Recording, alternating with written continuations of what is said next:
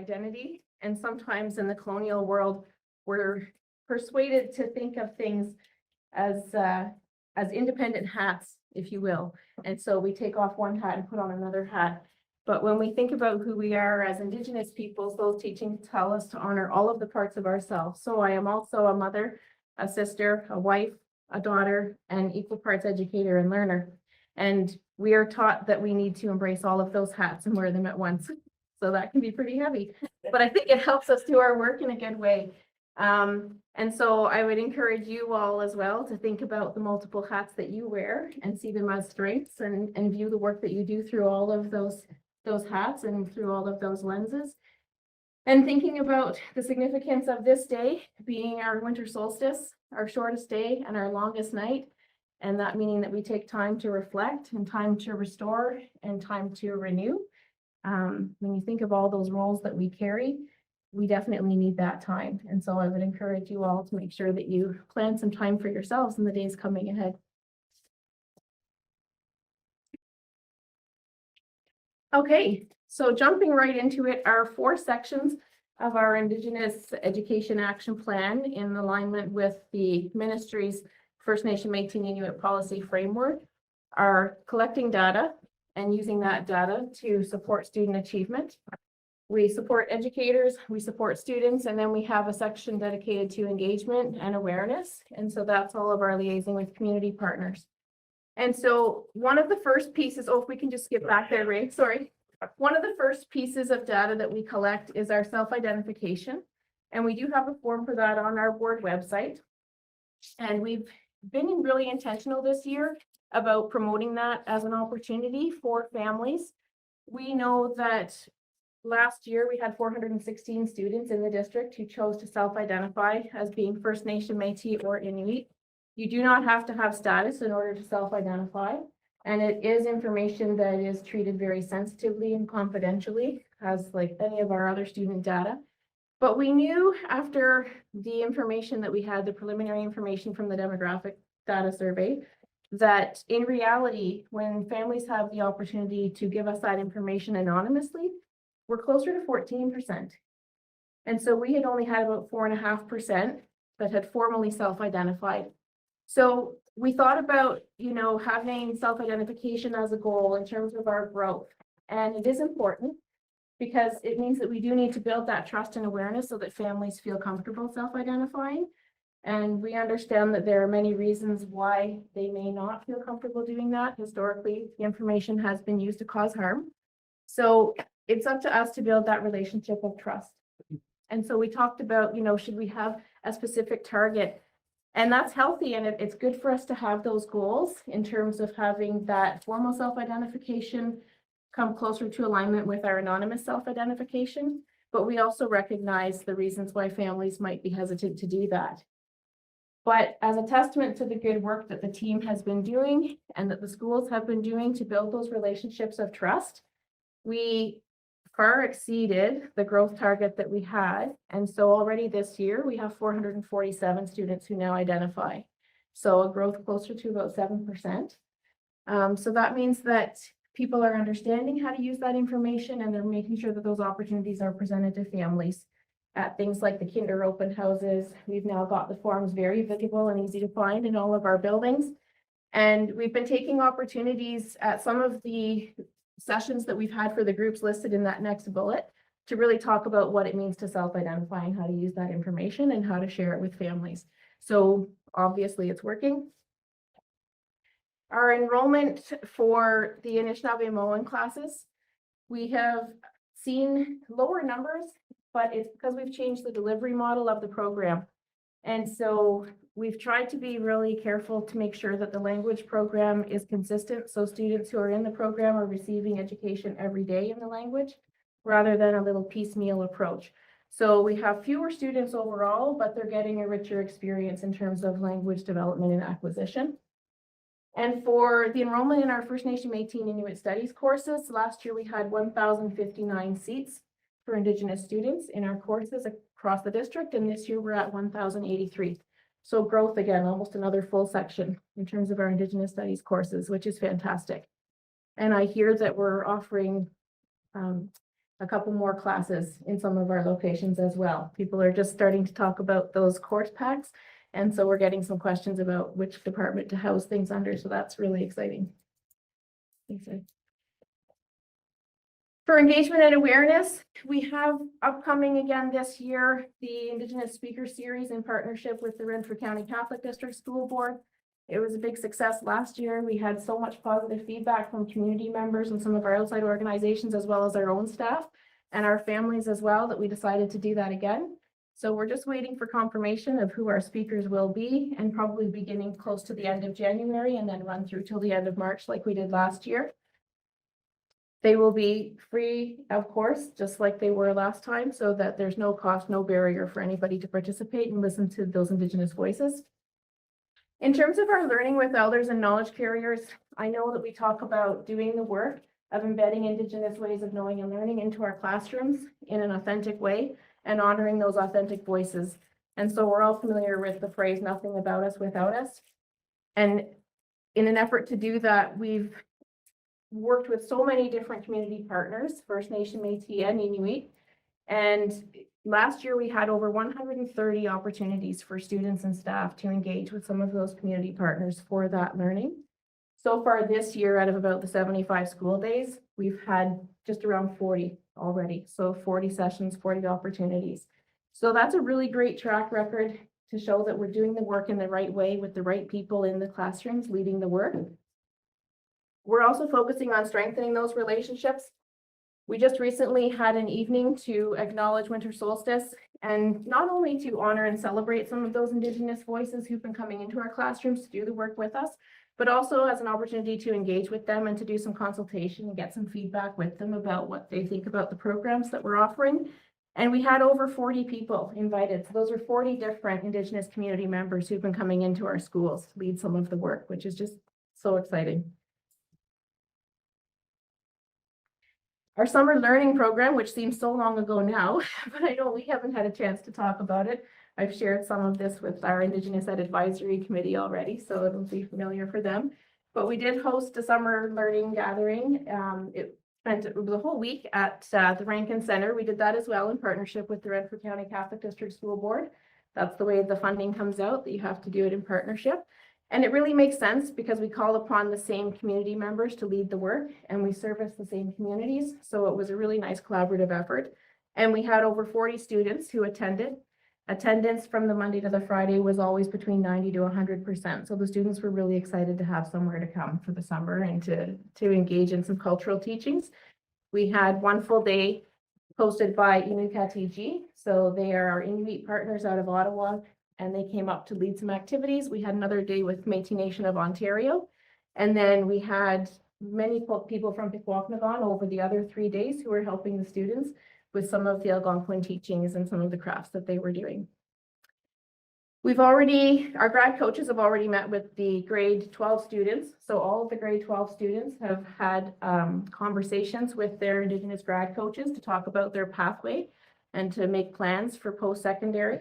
So sometimes that's helping with their applications to college or university. Sometimes it's figuring out how to get funding and support, whether it's through student loans or whether it's through funds that are available through their home community, their First Nation community. And sometimes that even means helping them to apply for their status so that they can actually access some of those funds or their membership if that's what it requires. So they've been really busy. They've met with all of those grade 12 students, and very soon they'll be going out to meet with the grade 8 students if they haven't already done so. And they'll be talking about their plans for for secondary as well. And just making sure that they have that familiar face, that they know who the grad coaches are, so that when they get there, they have that comfortable spot to go where they know they have someone there who's looking out for their best interests. It's a familiar face when they get there. The career fair was hosted in November at Algonquin College, and we had about 45 students attend that. We opened it up to all Indigenous students from grades 9 to 12. So it wasn't just for the senior students, which was really exciting because we could get the students there and showcase some of the opportunities so that they could already start thinking about what courses they'll need to take in order to achieve their plans. And in addition to the recruiters that we had from post-secondary institutions who are specifically there to recruit Indigenous students and focus on opportunities and supports that are available for Indigenous students, we had employers from Renfrew County there as well. So CFB Petawawa was there, Hydro One was there, CNL was there. They had employment services from Pikwakanagan there. So there were quite a few opportunities for students to go around and think about what they would like to do after high school. And in terms of celebrating our Indigenous identity, I mean, certainly by having those voices in the classrooms, we're doing that. The students are seeing people who they can identify with. They're seeing aspects of their own identity and their own culture reflected in the learning that's happening in the classrooms. So we're definitely doing that on the ground with those visits almost every second day.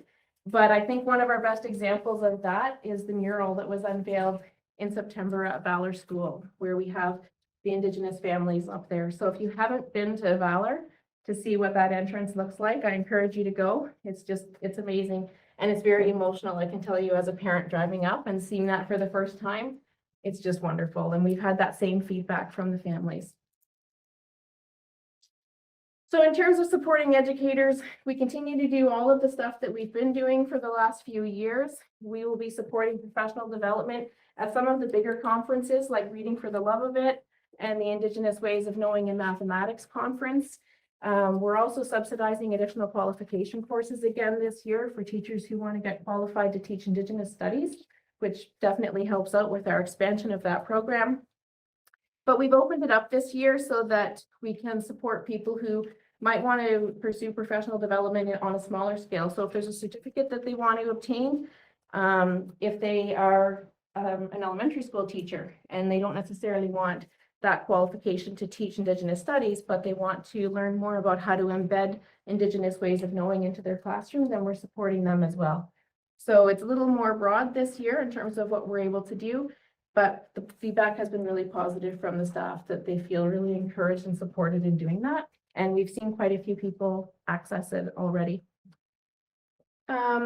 With our expansion of MBE and deciding to go district-wide for grade 11 for the Indigenous Voices course, we've had multiple sessions, and anytime that the secondary coaches are planning a session for those teachers, we're in there as well, helping them plan. We've purchased resources, we've met with small little groups just to make sure that the teachers are feeling comfortable, because for some of them it is new content. Same goes for the NAC 1.0, which is our grade 9 art course, expressing Indigenous cultures. So a lot of materials, a lot of time spent with the teachers. This picture is actually a picture recently that we had with members from Pikwakanagan who came in to teach those teachers how to make moccasins so that they can take that back into their classrooms. Just they get a feel for it. They know how to do it. They know what's involved and how much time it's going to take.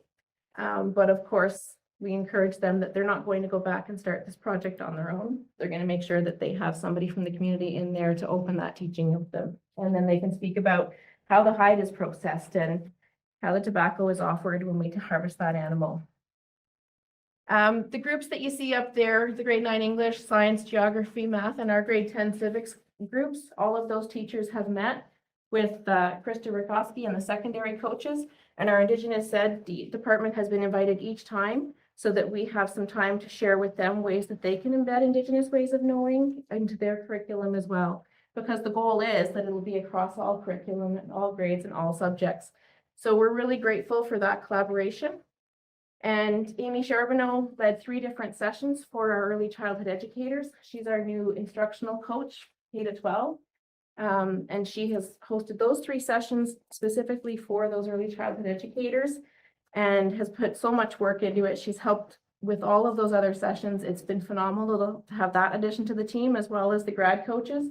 I feel like now there are so many more feet on the ground able to do the work, and it's spreading, and it's really difficult to even keep up. And that's why we're seeing so many opportunities for these community partners, because the teachers are asking for it and the students are asking for it. And it's so nice that we can respond to so many more of them now that our team has grown. And just in terms of our team growing, we have just posted for our 3rd grad coach. So we will be expanding. We'll have another Indigenous grad coach to support across the district, which will definitely help us in terms of making those relationships with the families and with the students. And it's those personal relationships that the grad coaches develop that really enable us to support students specifically. And so in the last week, they've been putting together some wellness packages for those families and those students who they know will definitely benefit from that over the holidays when they no longer have access to things like the nutrition program or the breakfast program. And so we're just excited that with that addition and hopefully some tutors for academic support for Indigenous students, that we'll be able to achieve even more and close those gaps for Indigenous students. And that's our new email address if you need to contact us. The IE team, you can send that to us. Everybody on the team will get it. And then whoever can respond the quickest or is the right person to respond will respond. You don't have to worry about, is this a Judy question or an Amy question or a Logan question? You can just send it to us. So I know I went really quickly. There's so much. Those are the highlights. Can you perhaps spend a couple of minutes just talking about Nojimo, because this is completely new? Right, yes, and we spoke about it briefly at senior admin, but a lot of people here haven't had a chance to hear about Nojimo. So Nojimo is, it's a collection of Indigenous practitioners who support well-being and mental health from an Indigenous perspective. So it's all culturally relevant and responsive approaches. And students and families can access this support. We have a new memorandum of understanding with them. They provide virtual support, so it will be through a phone call or through a video. And students over 16 can sign up and register for themselves. Of course, our younger students have permission forms. We worked really closely with Jen and with Lisa LaRiviere to make sure that we had the process all streamlined. And Val from Nojimo is actually going to join us at the January senior admin to make sure that all of the administrators understand the process and how it works. So it's available for self-identified students.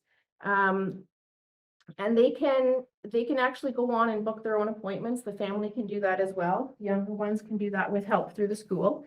And our job will basically be to provide a safe, quiet space for them to access this support. And then they can go from there and book their own appointments. But they've had huge success. It's just a different approach. It's an added support. It's not in place of the social workers or the school support counselors that we already have doing fantastic work in the district. It's just a different kind of support that we have available for the families. Any questions about that? Questions? Yes, David. Of course. First of all, it's a pleasure to have you as part of our board with this entire portfolio. Just there's lots of respect from this part. Thank you. And a couple questions. The first one, the course is it's open to all students, correct? Yes. So I'm like, shouldn't it be mandatory, like as a history course or as a cultural, like, how do we, where's the ministry on that kind of thing? Because I mean, if I was in school, that would be a course I would want to take.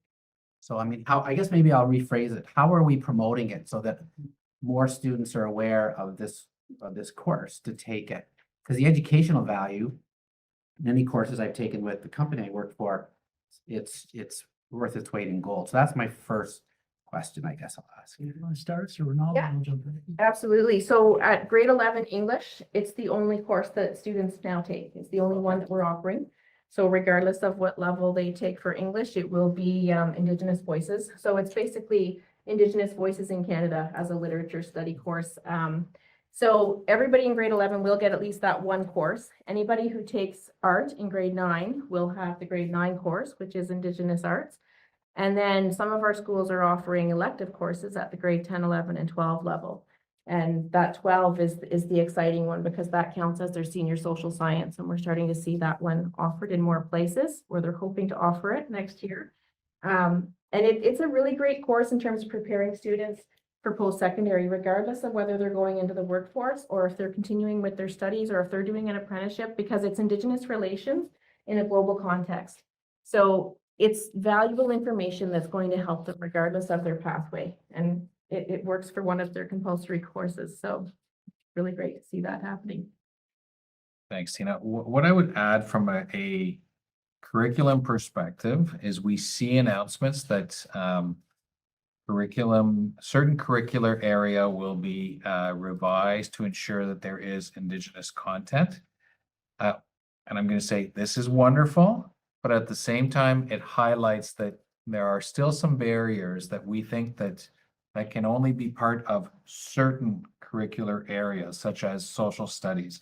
And I think there's still work to be done at a as a jurisdiction in Ontario to be of the understanding that it's not only some subject areas, that it can be embedded. And we've done it here locally with math very successfully for many years with Ruth Beatty. But again, it's not in the, I'm going to say in the provincial curriculum for math, nor is it for science.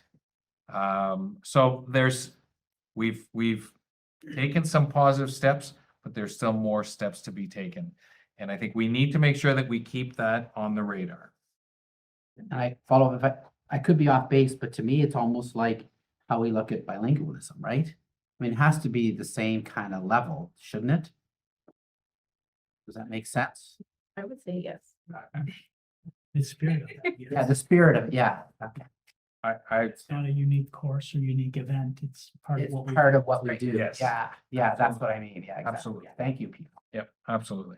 Yeah, and it needs to be a way of doing, right? And so when we're Way doing, of thinking too, Yeah. right? that's right, so it does fit, and, you know, oftentimes in the new documents, the front matter will allude to that, and certainly the policy framework from 2007 says that it will be part of every course, but the curriculum documents haven't caught up yet to that one from 2007, so we have a lot of work to do in terms of making sure that we do see that in science and math and, you know, those places where we don't automatically think of it being represented, right? Geography, like there's just, and that's why we're so grateful that we're invited in to work with those groups, because we can see all those connections. And it's great for us to help the teachers see ways that they can bring that in. Yes, Mike? So getting back to Renal, so Renal, if I'm reading between the lines, it's almost like provincially, we're ahead of the curve and we're hoping that at some point, there parts of the province start to catch up to what we're doing, trying to do here. I think we've got to be careful when we try to say we're ahead of the curve. Okay. Because we've worked with Ruth Beatty for several years, but so have other districts. And Tina alluded to the Indigenous Math Conference. It brings people, practitioners from across the province to share some of those best practices, whether they're working with a First Nation, a Métis organization. I'm not sure that we've worked with an Inuit, I can't recall, Not for math. not for math, but the opportunities are there. So I think we got to be careful. It's not about being ahead of the curve. We've done some work, we're sharing. We had the opportunity to be at the provincial leads gathering. And what a wonderful opportunity to share some of the good work, but also to take stock of some of the barriers that still exist. And so, and I think it's about reflecting taking stock of where we are, but being mindful that sometimes it's tempting to say, we're doing a great job. Yes, we're doing great work. Don't get me wrong here. But sometimes we got to make sure that we also keep an eye on what still needs to be done in the years ahead. And that's important because we've got a long way to travel. And hopefully at one point, there's I'm probably won't get it right, but I remember seeing a slide from a Google presentation at one point that read something like, privilege is having your culture reflected in the mainstream curriculum, where mine is an elective. And it was from an Indigenous presenter. And I think we've got to reach the point where, and last month or earlier this month, we were talking about equity, making sure people see themselves reflected. It's I would say a moral imperative for all of our First Nation, Métis, and Inuit people that they see themselves reflected in the curriculum, not in an elective. Thank you. There's tangible momentum too across the province. You know, at that gathering that Renal was speaking of, it started about 10 years ago with only 8 boards being represented. And this year there were 70 of the 72 boards represented. So there's significant momentum. It's going to continue to grow. I know post-secondary institutions are making many of their programs. They're adding it as a requirement that you have to have at least one course in Indigenous studies towards your degree. Like some of the field trips that are going on, like to Algonquin College and that, or also when elders come in, can that be made available to all the kids rather than just so like if an elder comes in, rather than just speaking to the Indigenous, like an assembly where all the kids here? Yes, so most of the visits are in the classroom with all students. Right. And sometimes we'll have bigger presentations for a whole school, so the whole school is there and involved. The Indigenous Career Fair is an exception, but we do have other career fairs that are open to all students and they're invited to those. So this one was specifically for featuring Indigenous programs and bursaries and programs and the supports that they have in place for Indigenous students. So some of those schools will have an elder in residence, and we wanted to make sure that the students were able to connect and figure out what are you going to have available at your school if I come there. Yeah, so it was an extra. Yep. Nobody, I had another question. I just wanted to let everyone go around. Course. Okay. Maybe a tougher question. Anyway, so part of what we do here at the board is, I mean, we're all about, you know, student achievement, preparing students for life, I'll say after high school. So whatever pathway, whether they want to be a doctor or a lawyer, mechanic, carpenter, whatever. So are we doing a good job? Like to me, Indigenous students should have exactly the same opportunity. I remember talking to Susan about this. I feel like they do. And so I'm kind of asking, do they? Like if a bright Indigenous student wants to become a doctor, do we have things set up in our system for that student to go through when they leave high school, prepare for that career or any career? Is that a fair question? It's a fair question. It's not an easy answer because it involves addressing the systemic barriers that have been in place for a very, very long time that we are working hard to dismantle and to disrupt. But certainly the playing field hasn't been level from the beginning, and that's part of the legacy of the intergenerational trauma because of the residential school system, right? So the students oftentimes are coming to us with a host of challenges that are going to make it difficult for them to succeed. And so when we think of how do we support students, it's always an individualized approach where we give students what they need in order to be successful. And that's different for every student, right? And so historically, if I'm to be fair and honest, I would say that the education system that we know in Ontario has not done a good job of supporting Indigenous students in terms of accomplishing their goals for after high school. But we're definitely on track to get better, and we've been doing better. In terms of Renfrew County, this year we're going to be actually collecting our graduation data to give us a baseline so that we can compare the impact of our Indigenous grad coaches. And knowing that the last 3 years are not the best ones to look at in terms of being representative years because of the pandemic, we want to have that baseline so that we can see, you know, are these interventions actually making a difference because it's individual targeted support, right? But we're not just interested in graduation rates. So what we're hoping to do is actually, with the students' permission, connect with them 1 year, 2 years, 3 years after graduation, so that we can find out where they are and how successful they are. So are they in the workforce? Are they doing an apprenticeship? Are they at school? Have they become a parent? What are they doing, right?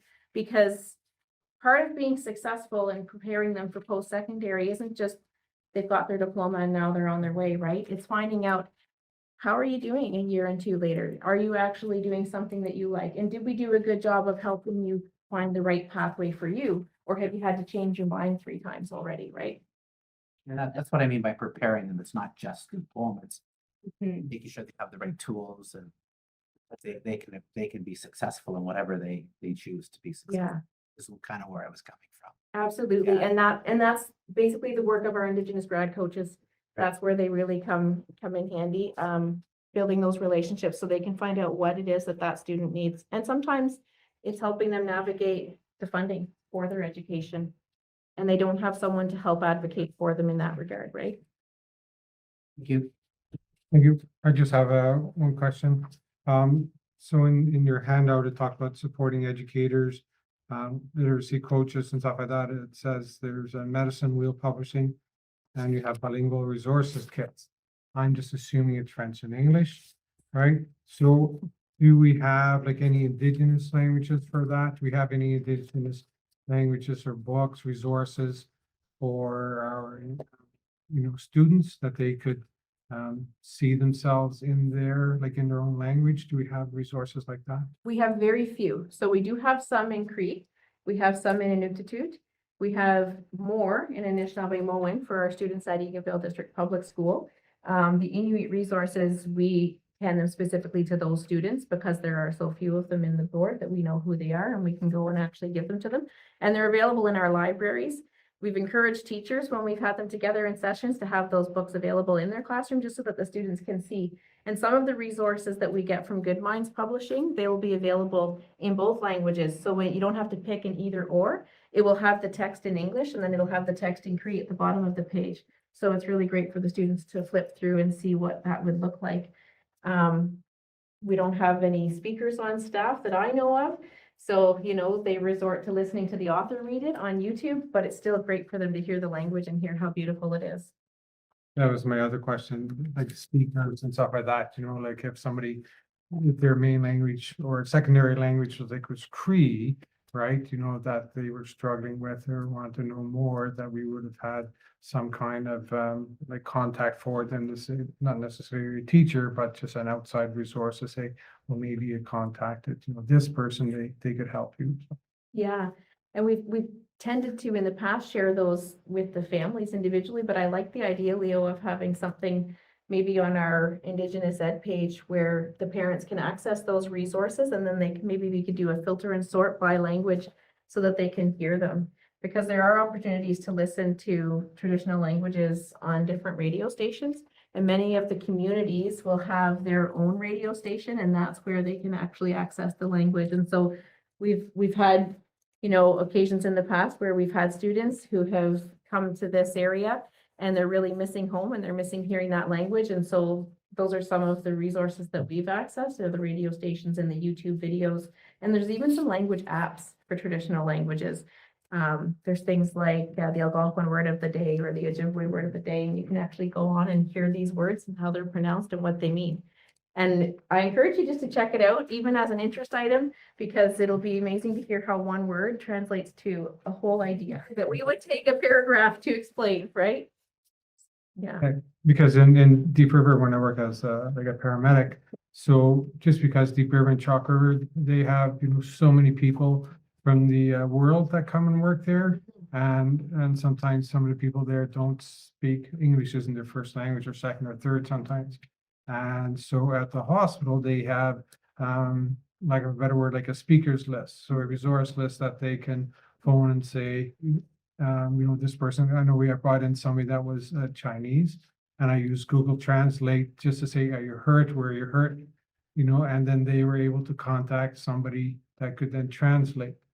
But I did okay with the Google Translate, right? So I didn't know if Google Translate also had like any Indigenous languages in there that you would be able to use as well. I've seen some, but all of my friends who are more fluent in the language have told me that they're not really the best ones to use Google Translate.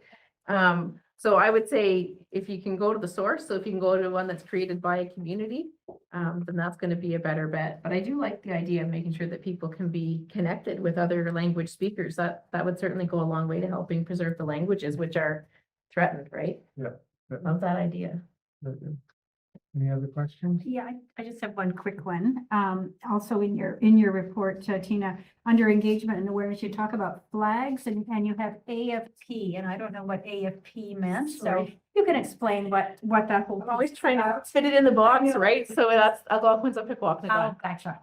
So we've been having discussions for the last couple of years about the possibility of raising those flags, but of course it has to be done in consultation with community. And we just recently have acquired a new education manager at Pequawknagon. So she will be our avenue to take that message through to chief and council to see what their sense is and what their perspective is. The biggest thing is that we don't want it to be performative. So it's not just a matter of, we recognize we're on Algonquin territory, so we're going to raise the flag, right? It's the commitment that comes behind it. So the onus will be upon us as a district to explain why it is that we want that flag there and what is our commitment to the community if we do raise that flag, that it's not just the flag going up, right? And so what are our commitments in terms of responding to the TRC's calls to action? Thank you. Awesome. Any other questions? Going once, twice, going. Thank you, Tina, again. Always a pleasure to have you come and present. Thank you very much.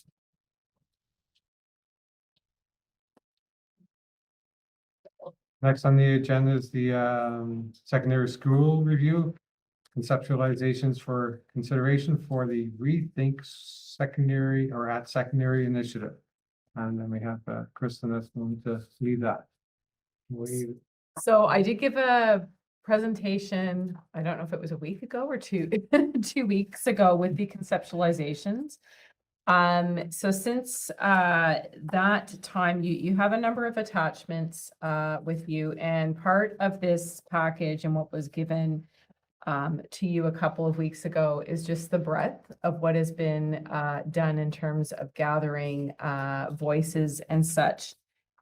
First, if we want to look at, I think the main point of interest might be the very significant document on data, so enrollment, retention, and recognition data. So that is the Rethink at Secondary Enrollment, Retention, and Recognition data. If you'd like to go to that package. It's the one that was sent out earlier. It was sent out earlier, yeah. So basically we discussed at exec and then certainly brought it back to trustees that we were going to look at data from a 4-year cohort to have data to tell us some indicators about things like enrollment, courses that we're offering, programs that we're offering, focus programs, even achievement in grade 12 courses, our SHISM programs, our French immersion programs, and basically the breadth that we want for indicators at school. So part of this, if we wanted to go first to the Arnprior District School Board, so Arnprior District High School. So I'll just walk through Arnprior and what it provides very briefly, an overview of, and this is provided for each of the different secondary sites. And what it'll help with not only senior staff, but also with principals and vice principals in our district to have conversations with teachers on a number of different indicators as to what we're providing in our system.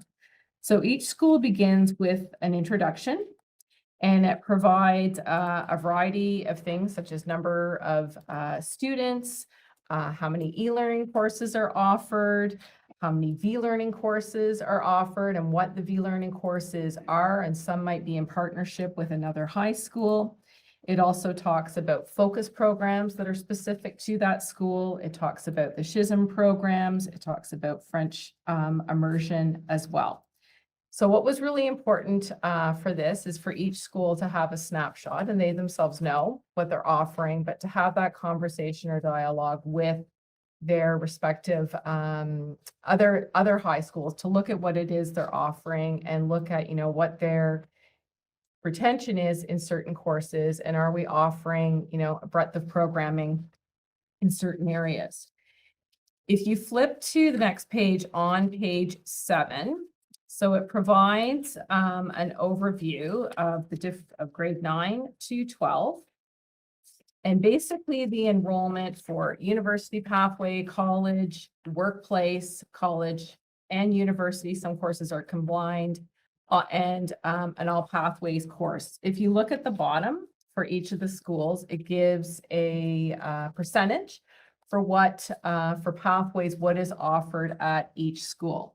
So as a district, that's really important for us to see, because it also gives us indicators, as Tina mentioned in her presentation, about looking where our Indigenous students might be going in the future. We also can see, okay, well, this percentage of our students could pursue university, this percentage could pursue college and university, this percentage could pursue workplace and college and the like. So at the bottom, it gives you an indicator of everything, of the different percentages. One thing for the workplace pathway, so it is included that the locally developed in grade 9 and grade 10, and that's really important to provide that programming for students who require locally developed, but the intent of that programming isn't necessarily that it's just a continuum into the essential level of courses in grade 11 and 12. The idea or hopes is focusing on key literacy and numeracy skills with hopes that students in grade 9 can now potentially transition into a de-streamed course in grade 9. If you turn the page, on page 8, so it talks about math and English cohorts and gives you a 4-year overview of that. And basically what it was looking at here is, say in 2019, we had this many students in grade 9 going into an academic English class. And then looking in grade 12, what the retention is of that students, or did the students decide that they wanted to pursue a college pathway? And it just gives us a data to help tell us where our students are going and what it is we need to be offering. A significant discussion, though, that we had with administrators on December 12th. So we had a CAS meeting to go over a number of these packages with them, is that there is, in some areas, a decrease from students who enrolled in academic in grade 9, and then where they end up in grade 12. So as a system, we need to look at those indicators and why those shifts are happening. Not that it's bad, but just look at kind of, what courses or availability are there? What are the conversations that are happening? What are the community opportunities that are available to them? There was also a look at the French enrollment and recognition. So looking at what each school offers in terms of French programming for immersion. And as mentioned here several times, we offer the extended French. So that's a combination of 7 courses. And then the French immersion, that's 10 courses. Most schools do offer a French immersion certificate. Not everyone does, but certainly looking at this, that's something that we can look at moving forward, that each school will offer a French immersion certificate, but also looking at retention in these French courses. Of particular note, looking at what immersion classes are we offering to our students. Some schools, there's a lot that's offered. Some schools, it's a few. So just working collaboratively to ensure that we've got, ample sections for the different courses that we are offering, looking at, I don't want to use the word tailoring, but kind of specifying what we want to be offering kids in terms of a French immersion package that they can pursue. The next couple of pages talks about enrollment patterns and gives you more elective courses and kind of the courses that students have been choosing over the years, and its course requests, and then actually what the enrollment was.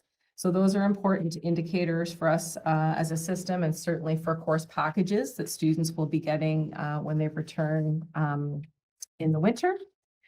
And the final page for each school, and we asked, could it be provided that we look at achievement data? So just as an indicator in grade 12, looking at achievement for our grade 12 courses in college and in university, male or female, in terms of the top marks for those classes. So each school has a really comprehensive overview of what their data trends have been over a 4-year period. Of particular note would be looking at enrollment of students when they choose the pathway in grade 9, and if they continue in that pathway, or was there an increase in say the college or university pathway, and why. Looking at making sure that we're offering breadth of courses and offering locally developed for students who need that support in literacy and numeracy when they enter high school. Also looking at the trajectory of French immersion, and certainly with the implementation of the elementary vision exercise and district review, that will continue to increase, and want to sustain that and provide those opportunities for students. And then also looking at focus programs that we offer, and is there an overlap perhaps in some areas with a schism that a school might offer? So that was document one, that one of the documents that fostered conversation among our administrator colleagues. And it's something that we'll need to revisit in the winter as well. The second document, thanks Kristen, for the Board of Trustees is the conceptualizations that are shared. I just wanted to make a couple of comments to build on Kristen's comments to date. First of all, of course, for the Board of Trustees, these are concepts that senior staff put down onto paper coming out of our consultative sessions. And the document that was handed out in round 2 is an executive summary from a third-party research assistant, former research officer with the Algonquin and Lakeshore Catholic District School Board, currently retired doing contract work, who ran all of the commentary from stakeholders, students and staff in our site visits, as well as staff in adult and continuing education through a text analysis software called Vivo N-VIDO to garner what themes emerged from the text itself. We took that into consideration, of course, being present at those sessions, and essentially established a series of concepts that, again, are not recommendations for the board. They're concepts for consideration in the move forward. Wanted to take the Board of Trustees through those concepts to give a little bit of context for your consideration.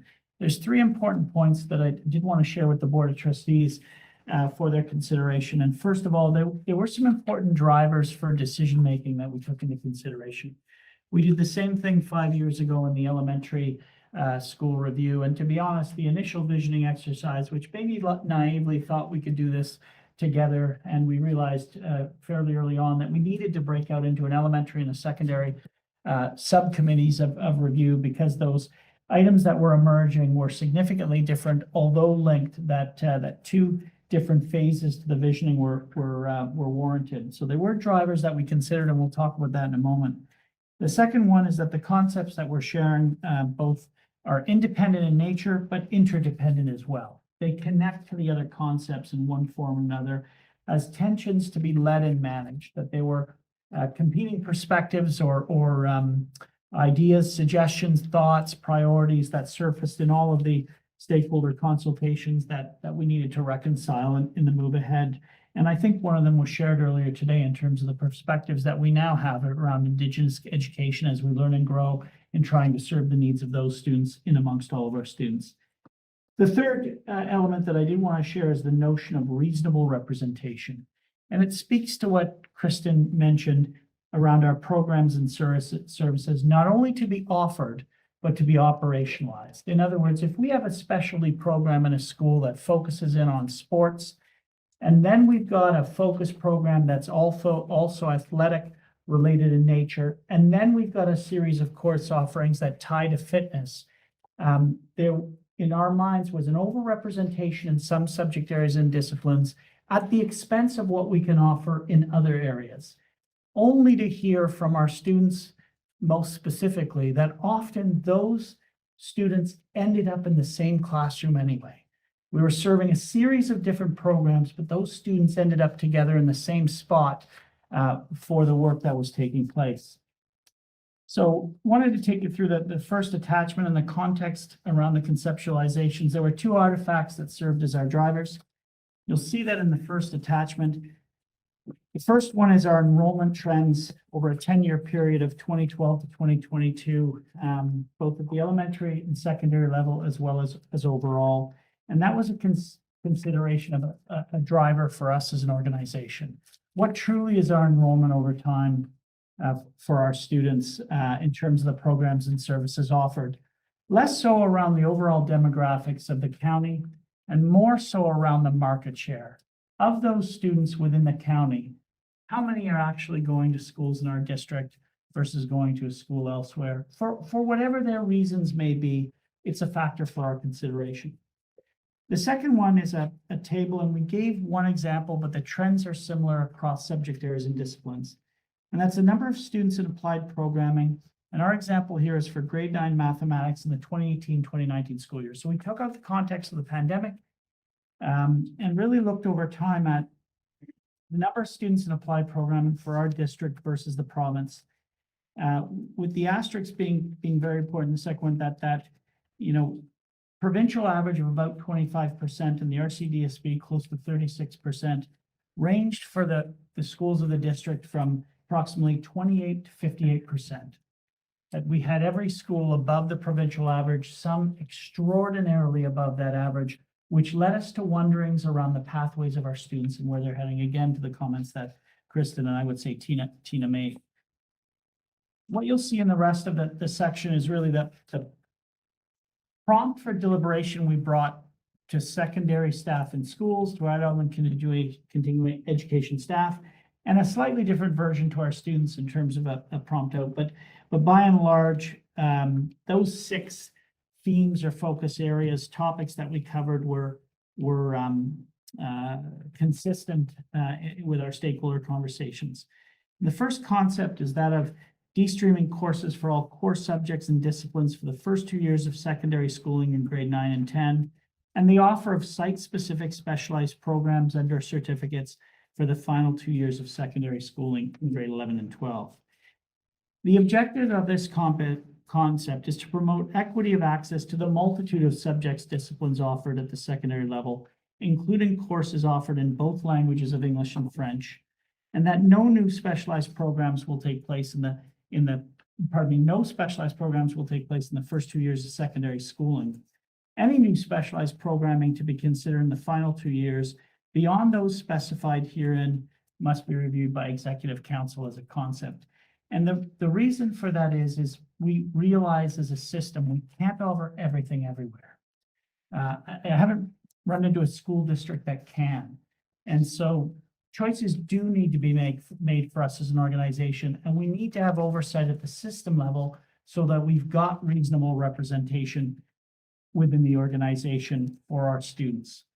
I'll take you to the 6th page of that particular attachment because that's a very important one. It lays out a series of footnotes. The first one is what courses would be potentially de-streamed. And we're having conversations with our stakeholders about the pace of that de-streaming, conversations with the ministry of when curriculum documents would come out in support of de-streaming, and that's well underway, both for grade 9 and of course signaling further out into grade 10 beyond that.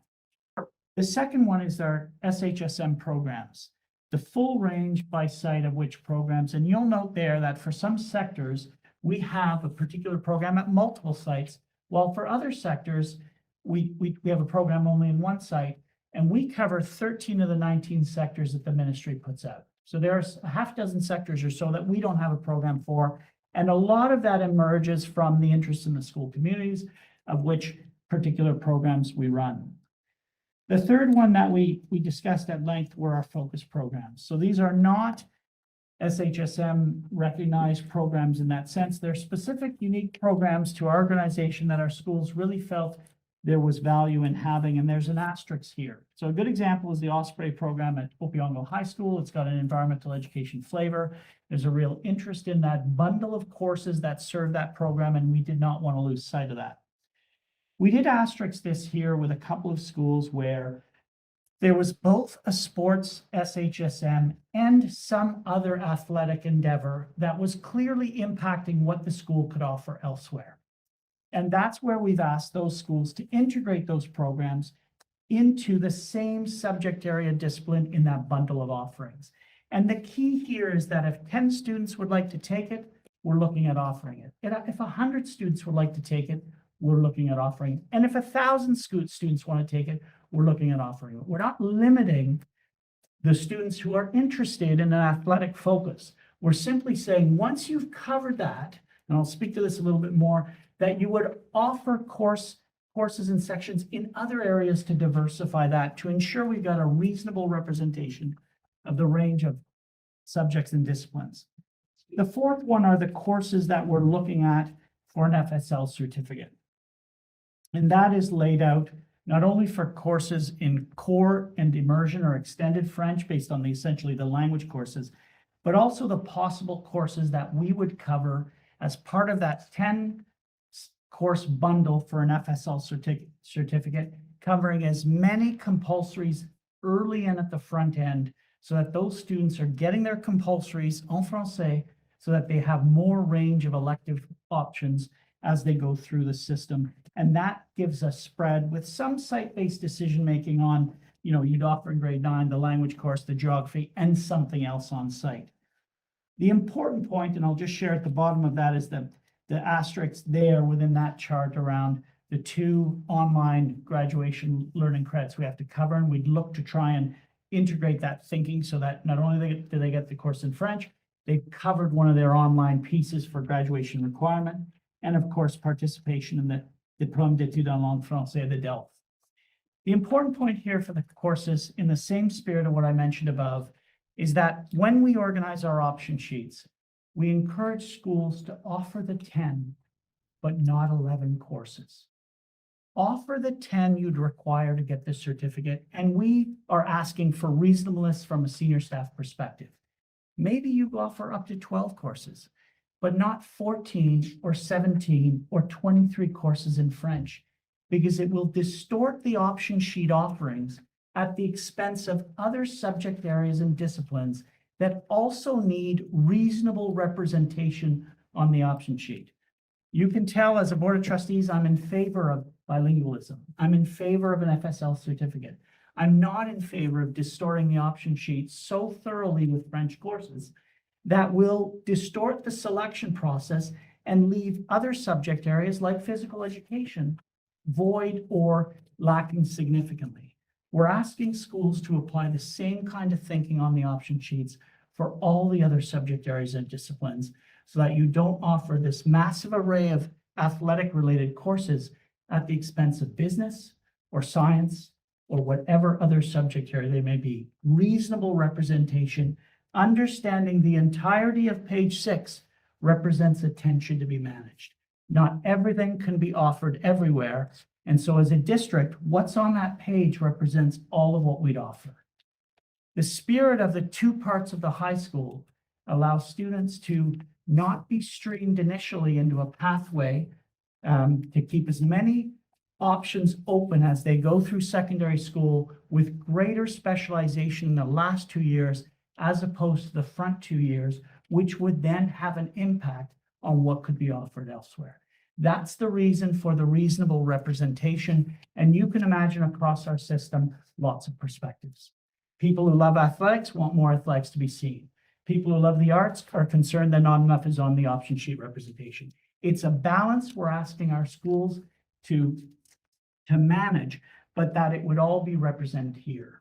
That there wouldn't be pop-up programs that are created, quite frankly, unbeknownst to the Board of Trustees or senior staff, that then again sway what's put in front of students for selection and at the expense of something else offered for a whole series of reasons, including reasonable representation and meeting the needs of our students from an equity, diversity, and inclusivity lens. So very important that that's shared through. I'll take the board through the other concepts very quickly, and then I know we'll open it up to questions. Each concept looks to create a deliverable. What we want to make sure as a senior staff and as a system is that we don't have a great conversation and we're right where we were before the conversation began. So each concept ultimately coming into a recommendation has a deliverable that we action coming out of it. The second one's the creation of a resource guide for educators regarding student success. And that is based on some of the work that Superintendent Poirier and Superintendent Smith in her role as system principal led with student success teams in the district, including consistency of roles and responsibilities of student success teachers and teams, tracking and reporting measures, including graduation rates. And I think Tina's presentation and the work done on the graduation coaches for Indigenous education speak to that. Supports for pillars of literacy and numeracy, as well as global competencies based on the inspired learning framework. Strategies to engage and re-engage our students, and that's a factor for us coming out of the pandemic period that remains a challenge. And the last one is exploration of possibilities to offer alternative programming for students, including options in person and online that are more flexible and with greater personalization, especially for students for whom the regular pathways aren't meeting their needs towards success. Third element in experiential learning opportunities is to design a handbook of experiential learning. This has been inspired by a co-op handbook that integrates career and life planning opportunities through all courses offered. Much to the point that Trustee Kaiser mentioned earlier around Indigenous students and where they aspire to be as in their post-secondary pursuits. Clarity of parameters for cooperative education placements, job shadowing and job twinning opportunities, and the establishment of multidisciplinary or multi-course options to address diverse needs of learners. And we're seeing some creativity in our schools on that front, especially schools who are smaller in nature or who are stressed to a certain extent to offer an array of programs and services. So there's some flexibility that our leaders in schools are looking for. So that handbook, much like the resource guide, would be prepared for the 2023-2024 school year. With respect to virtual learning environments, we're looking to deploy a device, a covered protected Chromebook specifically, to each and every student in grades 7 to 12 across the system, beginning in the 2023-2024 school year, where students receive a device at the start of the school year for the duration of their secondary school experience in the district. This is a huge equalizer when it comes to some of the challenges we have, not only for connectivity of our students, but also the ability to access a device and use it on a regular basis. The notion might be to collect those devices every June, refurbish them, and out they go again to our students. But it would essentially provide a student with a protected Chromebook that we're looking to brand so that's identifiable, hand that out, and we don't go through the challenges we have right now of distributing devices every time we have a shift to online and recollecting those. It also changes the nature entirely of snow days. We have 11 and a half of those on average every year during my 6 years here in the district. Those are 11 and a half lost learning days that we can get ahead of because everyone's got a device, even if they don't have connectivity, to download what they need from the assignment, from the Google Classroom before they leave the site if we know we're having a snow day the next day. It's not to say you don't go out and enjoy some snow. You do, but it allows us not to lose as much learning time, which is critical for our students, again, in terms of our graduation rate and our pathways for our students. Further, we're taking into consideration both the challenges and opportunities of e-learning and v-learning. How can we optimize those opportunities and strategies to support students? Because the pandemic experience has provided us with feedback. There's only a ceiling on how much e-learning or v-learning a student wishes to take. For some, it really is a fluid transition. For others, it's a huge struggle, and we just need to look at strategies to support students. We know there's a grad requirement of 2 courses for every student, but we also know some of our sites rely on e-learning and v-learning to offer that breadth of pathways, and we just have to monitor how much of that is taking place in a strategic, systemic way, and I think our schools have done a wonderful job in this capacity. It's just an area we have to keep an eye to. The final concept is a preparation of a protocol of promising practices to guide transition planning to be in place for the upcoming school year. And some of this work, like in other concepts, is through the establishment of various subcommittees that are part of the transition working group from February to June. And that's to orient our students to and from secondary schools. Lots of talk about getting to that long before grade 8. In fact, in grade 8, a lot of those decisions are already well made. How do we do that earlier and more effectively? Consistency of roles and responsibilities for guidance counselors and other staff. Transition planning for post-secondary pathways across our grades. And clarity of expectations for graduation, leaving, and ceremonies. We shouldn't have a system where one school's giving out a certificate for FSL and another one's not.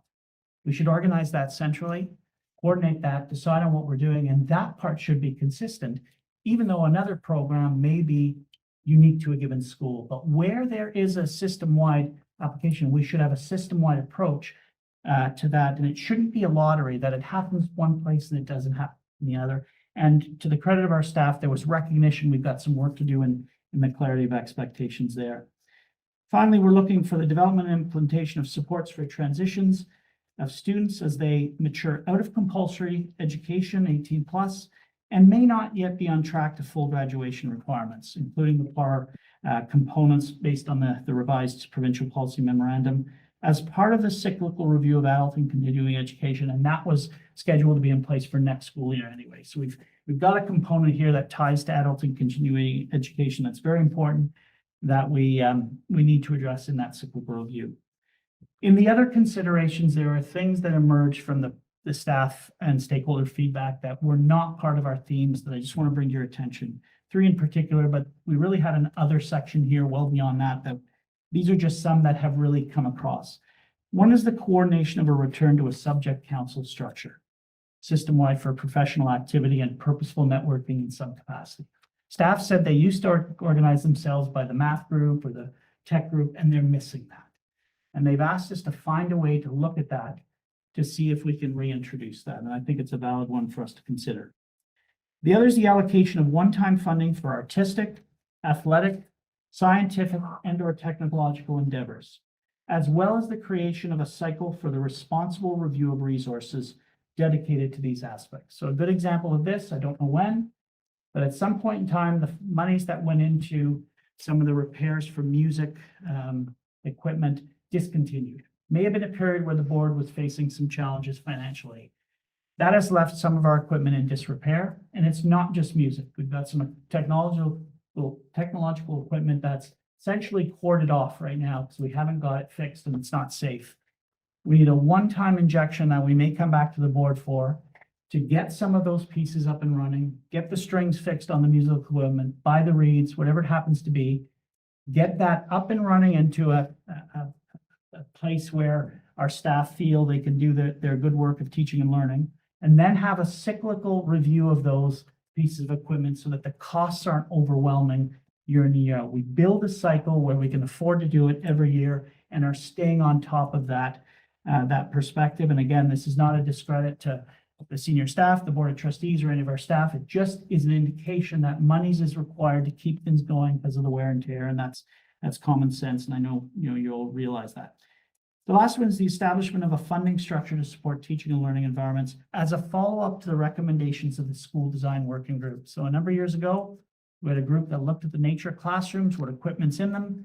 Because we were jarred by the pandemic experience, we never came back to the recommendations of that group.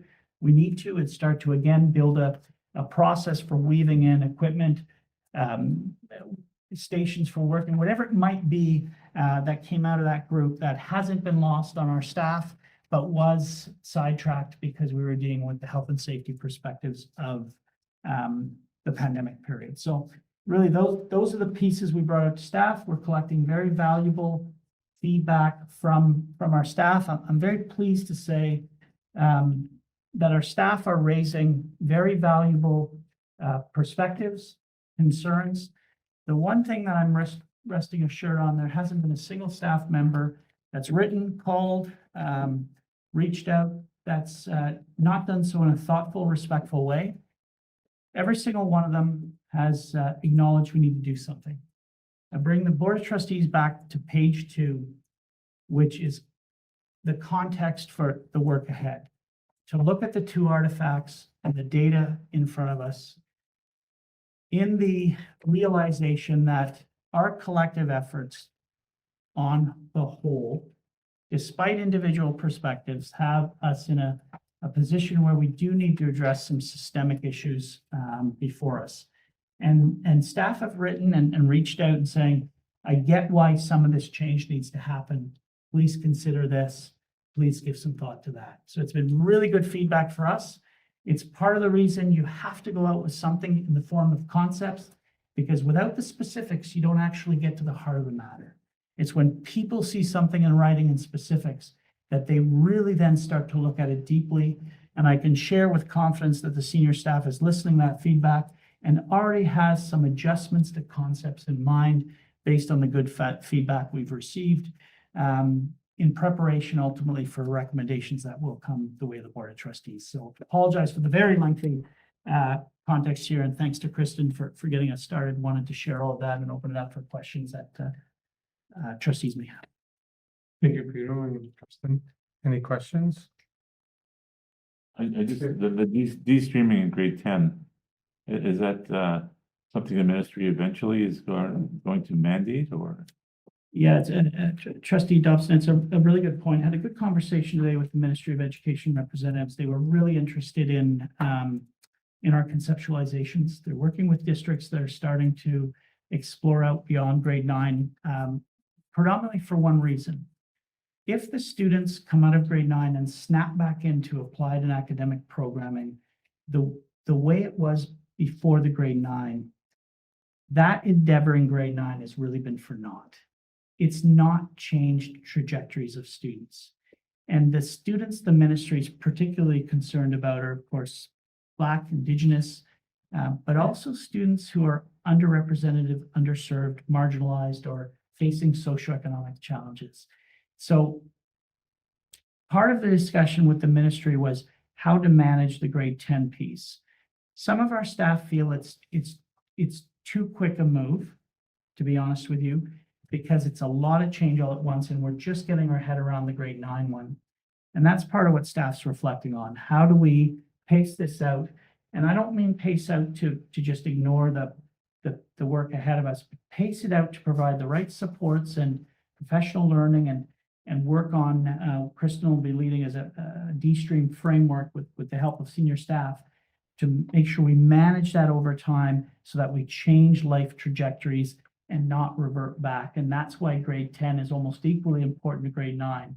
The ministry's signaling work towards grade 10, but it's complicated.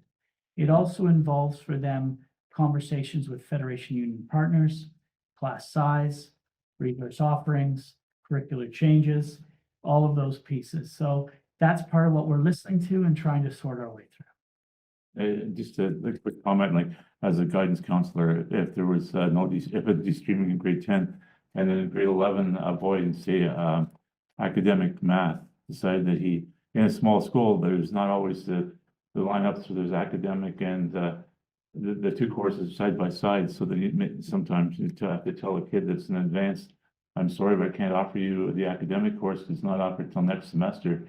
And then you're forcing your kid into taking two math classes in his grade 12 graduating year. A couple of pieces, and I'll turn it over to Superintendent Riddell for a comment.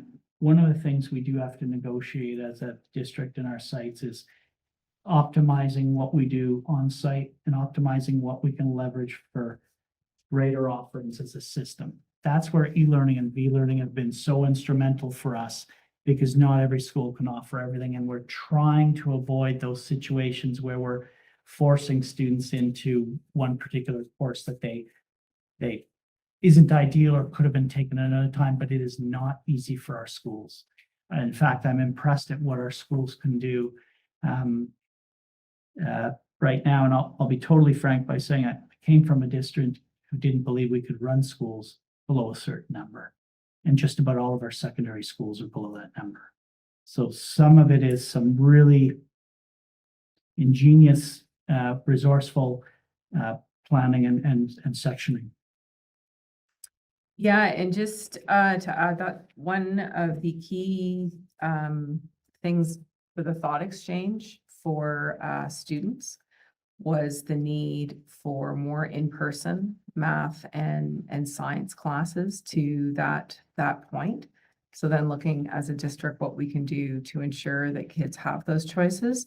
A lot has come up, particularly about the grade 10 math and looking at that pathway, and then students in applied or academic in grade 9 can take the mixed level math in grade 11, which is a really good course for a foundation, whether you're pursuing college or functions calculus and data.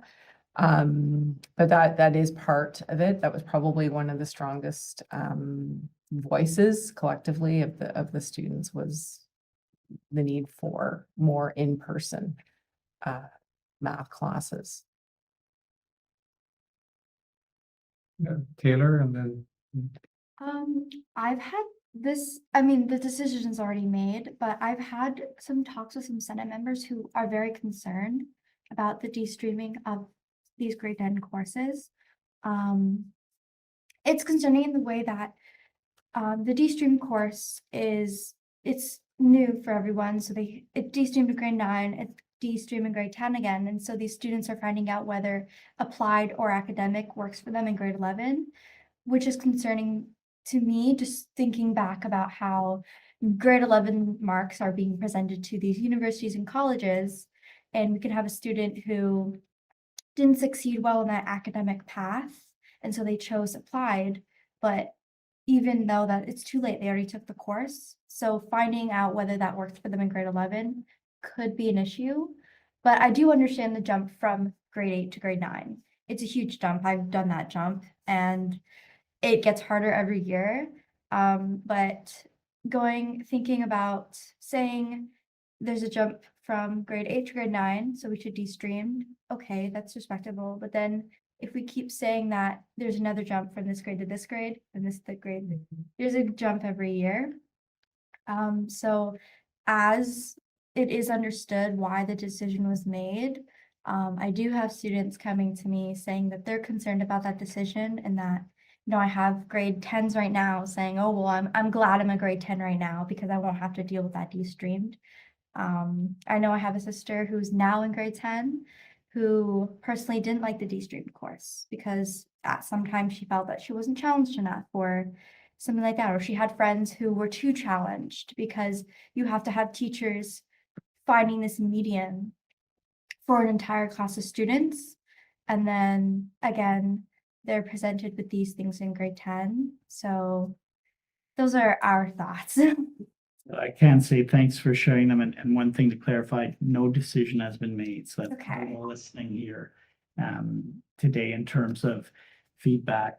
But it's important we get some of those concepts out on the table so we can talk them through on that front. So thank you for that and for your advocacy there, because we are listening to some of that feedback. And we're back to that discussion on how do we pace this out, knowing a couple of things, what you've mentioned for students, but also for staff in terms of the difficulty of the past number of years for a whole bunch of reasons that include the pandemic and other factors. So I appreciate it. Thank you.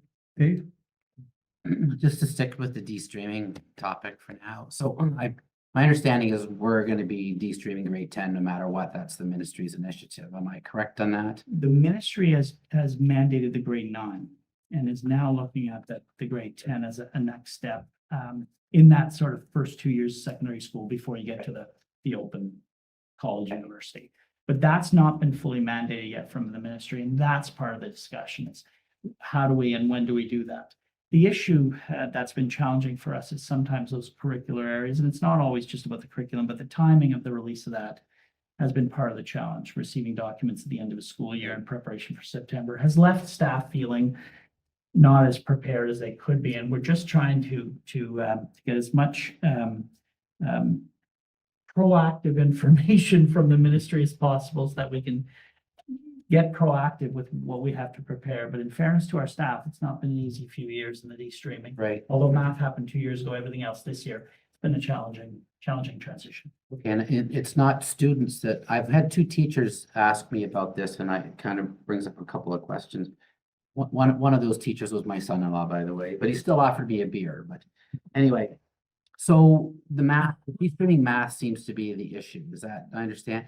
So I personally think they're going to de-stream grade 10. And I think they're just playing politics. I think that's already been decided by the ministry. But is there a way we could de-stream and not de-stream the math or delay the math if that's where the issues are?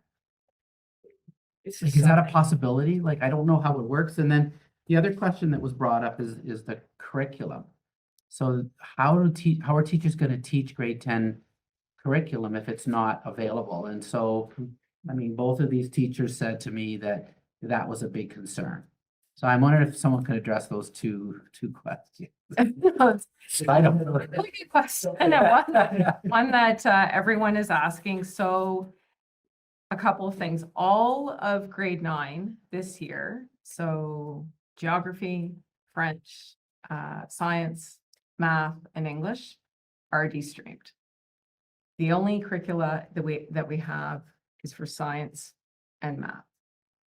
Part of the shift, particularly for the math, was greater competencies and skills connected to math today.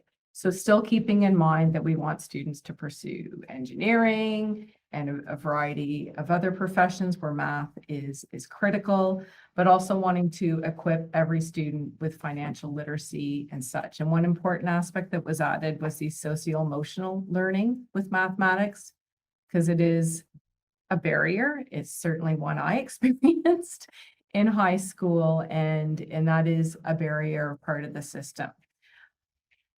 So the teachers this year had those academic courses for English, geography, and French, but still they were de-streaming, where people, and I understand we need particularly for courses like math and science, that curriculum with the overall expectations and specific expectations and such.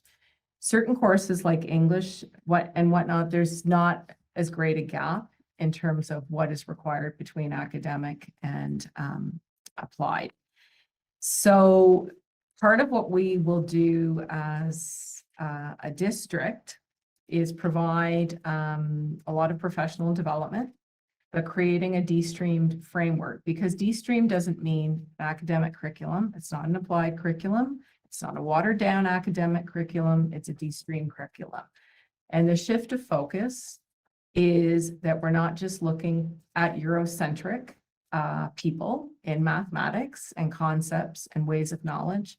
We're embedding things that are, invite a lot of different cultures and people and different representations, so that kids who are Black, Indigenous, marginalized, LGBTQ+ can see themselves represented in the curriculum. And the districts that have de-streamed, all of grade 9 and are looking at grade 10 have done that.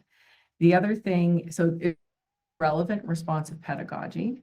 It's also the universal design for learning, which quite frankly, every class should be designed on that model. And that's something we are working on as a district, and we'll tailor it certainly for the specific subjects.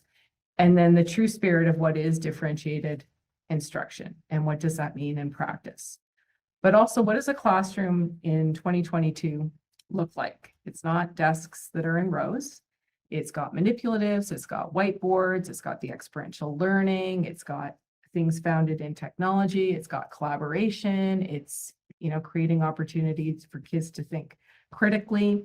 So it's not really, losing what's in an academic curriculum, but it's embedding other concepts. And de-stream classes, like all classes should, it's high expectation for all students. But what happens when districts looked at the larger districts looked at their data and looked at the projection of Black, Indigenous, marginalized, kids from lower socioeconomic, kids with special needs, and they had completely underserved those students. Those students weren't, they had a longer graduation rate, 5 years plus, not everybody, but the data indicated a significant amount. They were streamed into applied and college courses. They, there was a number of things that occurred, so that they said they needed to really shift that practice. So Tina mentioned the systemic barriers, and that exists, in the structure of the class and the resources that we use and the way we assess, the way we evaluate. And it's not that there's ways that we all can improve. So by creating a de-streamed framework and really focusing kind of on the pillars of de-streaming that the ministry released, looking at that for our courses next year and supporting our educators in that capacity. The curriculum helps, but there is not, for math, yes, and science, there are leaps in curriculum expectations, but I've gone through the others, and particularly for French and English and the like, there are not. So, people need the curriculum, but they also, by providing this de-stream framework and really focusing on key aspects of it, will help educators this year.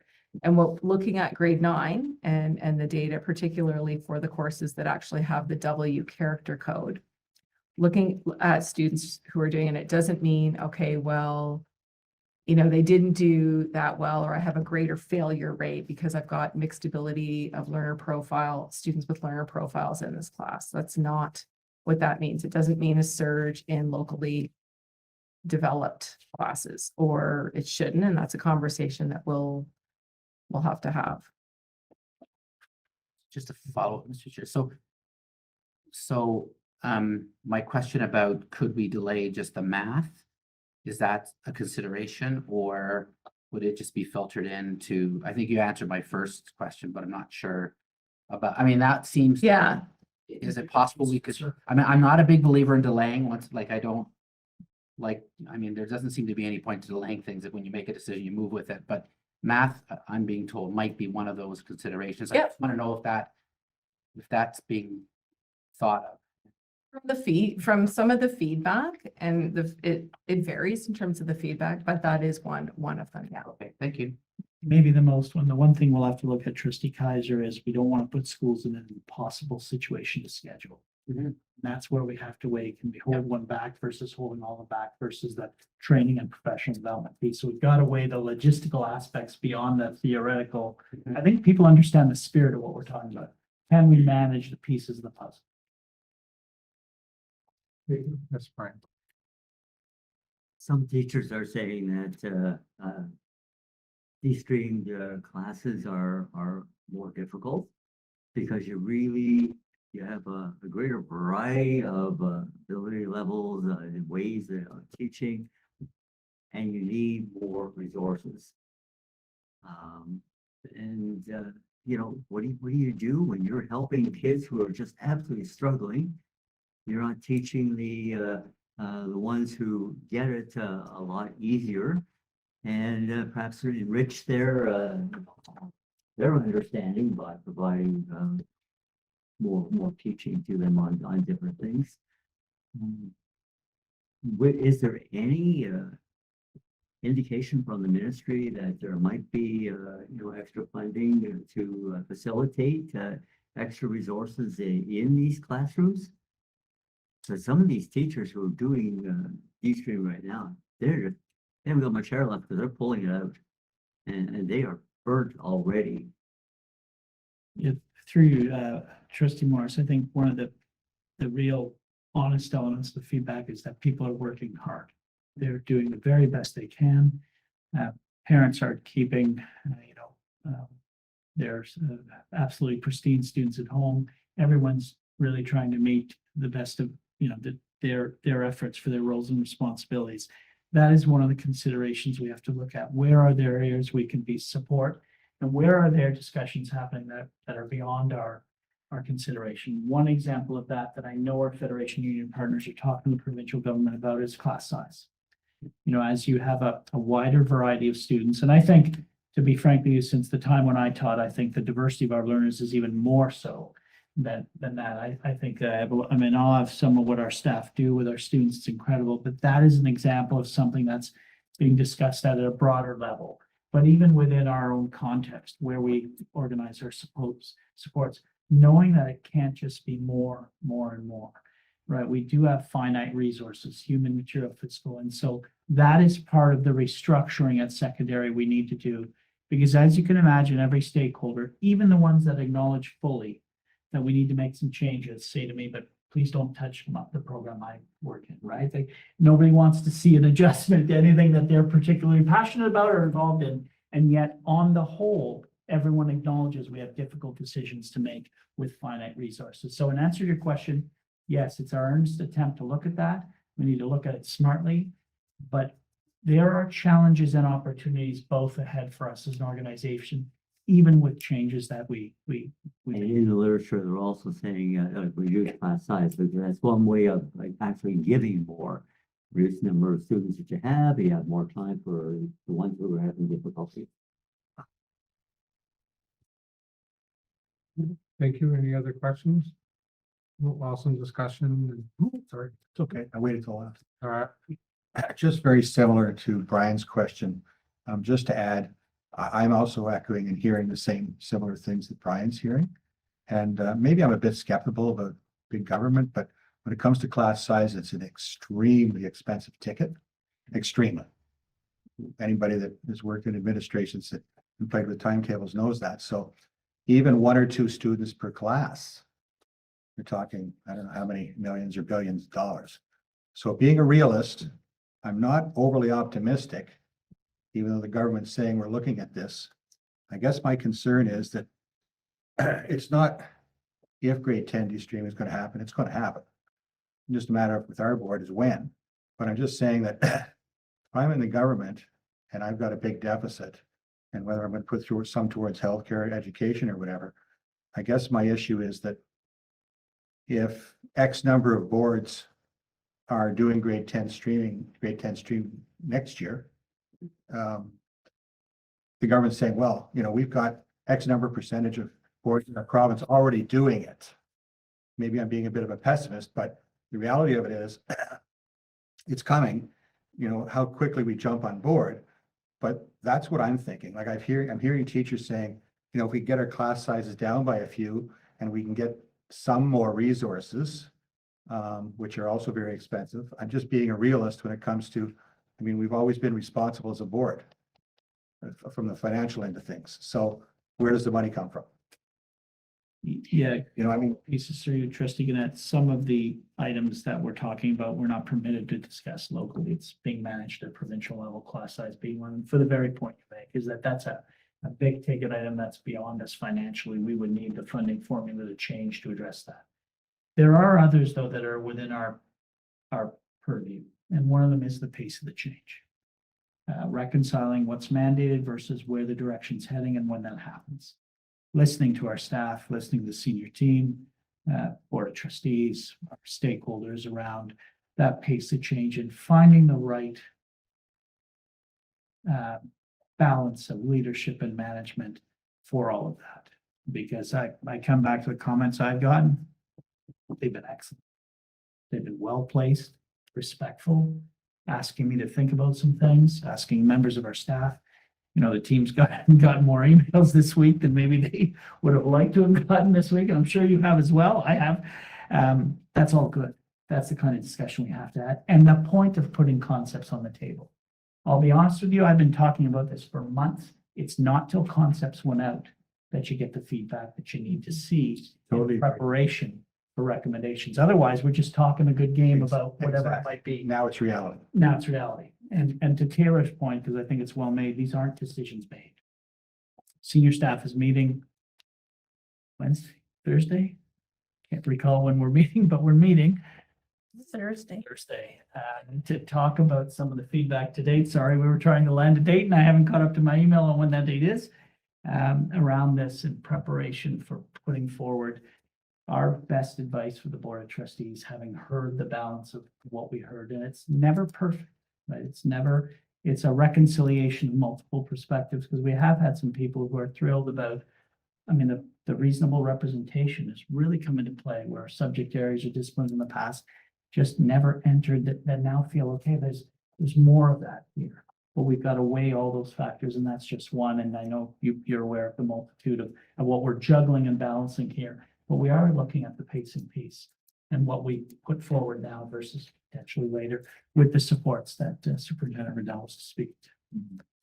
There's also, because de-streaming was launched during COVID, wasn't the same opportunity for collaboration and professional development. So that will be a big change. But there are other ways virtually, like there's an abundance of ways that people can connect and I realize it's additional time, but looking at, you know, with OMCA, OAMI, and a whole bunch of other different, in particular for math groups that people can engage with. You can partner with another district that's similar in size and look at what they're doing to support staff and cross collaborate. So there's lots of opportunities to, you know, to support educators and professional development, because that's been lacking the last couple of years. It involves the entire senior team, to what Kristen's saying. Superintendent Poirier is looking at our HR and the qualifications. Are we managing this over time, and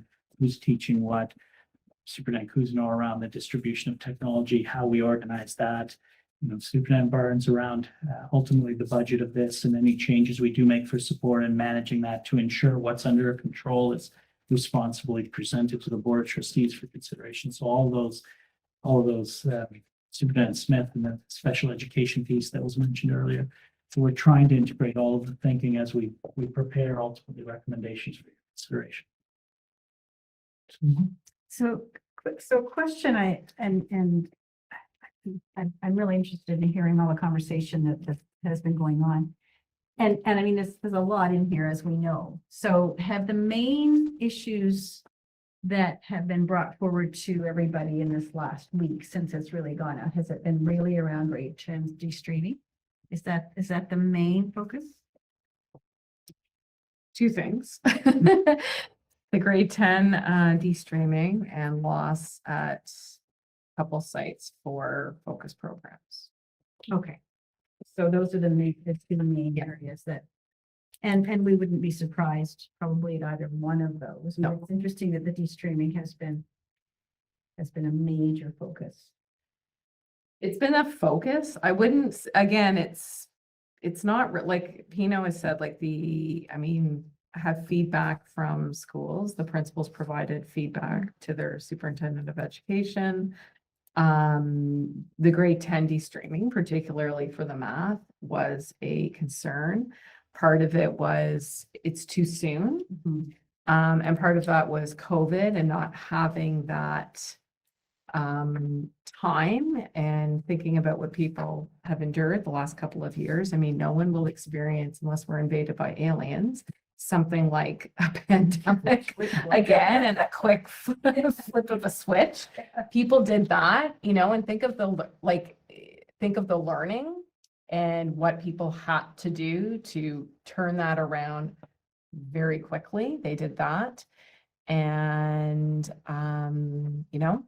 they are doing the grade 9 de-streaming. Is more support needed? 100%. So now getting this feedback from people, informs us as well. And that's what we'll work on to provide in January to June.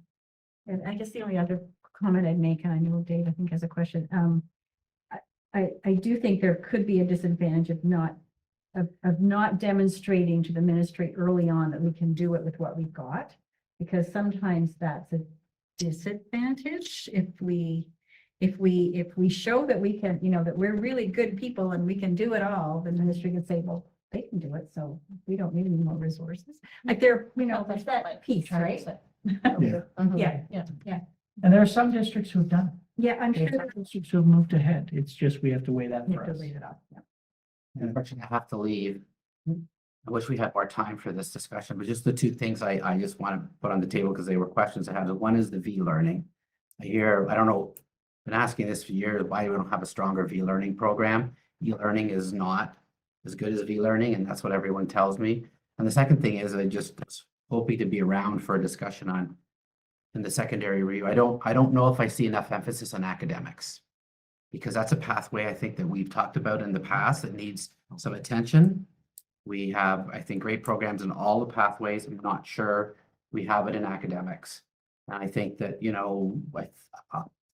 I'm told, and I think the statistics bear it, that we're losing students to the Catholic board who consider the Catholic board the academic board and the public board the other board.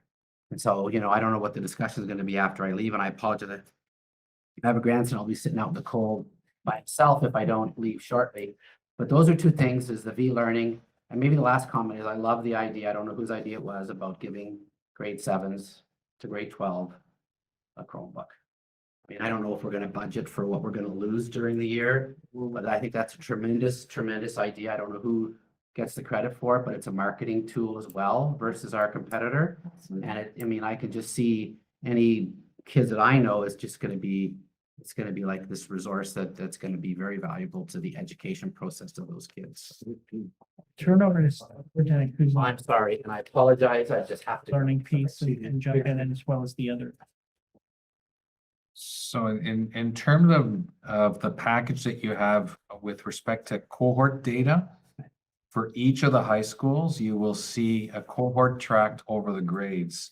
So you will see where you see 2013, 2014, That's the size of that, the cohort that was in grade 9 in that year. You see the size when it says grade 7, they weren't in grade 7 in 2013, 2014. It's the cohort, that's the cohort name. You see the size in grade 7, 8, 9, 10, 11, 12, and then you'll see the growth from 9 to 12. And I think you might be surprised to see sometimes the size of the change in growth. Because you will see that while it doesn't track individual students, it tracks the size of the cohort. And you'll see that for the most part, the size of the cohort between grade 9 and 12 actually grows very often. So I think that's something that's important to take stock of. A comment around the one-to-one, the decision was made last year to move to a one-to-one. You'll recall, for those who were around the table in February, you approved the use of funding that was part of reserves 940,000. for the purpose of moving towards a one-to-one. Where we have tweaked, the original idea was one-to-one at access point. We are now tweaking one-to-one, everyone gets a device. So we will monitor what it represents in terms of possible expenses, because now the devices are going to travel between home and school, and that's why we will make sure that they have a protector on them, so a casing, a harder casing, just to help protect the device. A comment on V-learning. While at one point in time, V-learning may have come across as something really innovative, where you're sitting in a room where the teacher is in a different building and you see them on the screen. Fast forward to the pandemic and everything became a form of V-learning. So part of our work ahead is to not only look at what we offer in terms of V-learning, but what is that V-learning experience? So V-learning 2.0, how can we perhaps increase the interactive experience of a V-learning opportunity? So we're going to be thinking about, do we have the right equipment? Maybe, and I'm just top of my head thinking, does it become VR learning? Like, I don't know, but we need to, like, what was very, very innovative, and the district did a really good job at implementing strategies to address some of their needs. Post-pandemic, it's not as innovative as it once was. Hope this makes sense. Yeah, I'm sure Dave would appreciate the answer. That's sorry. One of the things we can't do too much about in the short term is we do have, in comparison to many other districts, very small high schools. And I really feel for any guidance counselor in moving forward, and a principal administrator and maybe senior exec trying to timetable in the future. I mean, I worked closely with a guidance counselor one time and I nicknamed him Houdini because he just sometimes was very creative, but it's going to be really, really challenging. And I think in one of our meetings, somebody brought up the point that, you know, as example, creativity with, let's say, a physics course or senior chemistry course where we are, you know, on occasion forced to have 2 or 3 high schools or more involved with taking us some sort of a satellite program to still get them that course. And that's good and that's creative, but there's a lot of courses I don't think that can be done. So Through you, Mr. Chair, that this is part of the discussion we have to have with our secondary sites. Because I do think there is some room and growth into, and maybe the emergence from the pandemic and looking at what we offer in person versus online differently. From personal experience, one of the most successful courses my daughter took during the pandemic period was actually fitness online. She had the little bit of equipment she needed. She ran the fitness. The teacher did an amazing job of running that. And there are entire outfits Peloton is an example that run that online because of the nature of what you're doing. And that's not one that we might traditionally see as an online course versus where she really struggled, especially in Octomunster system, which we didn't do here, but with physics 5 hours a day, where the in-person would have been so much more beneficial because of what I could see was the interaction. So again, we've got to think differently in terms, it's not just meeting the need of the V-learning, I need to put these students, 6 students over here. It's approaching the entire construct differently to say, actually, this is the one we offer solely online to open up space to offer these in person. And then there's a bit of a professional judgment on how you balance that on site, to your Houdini point.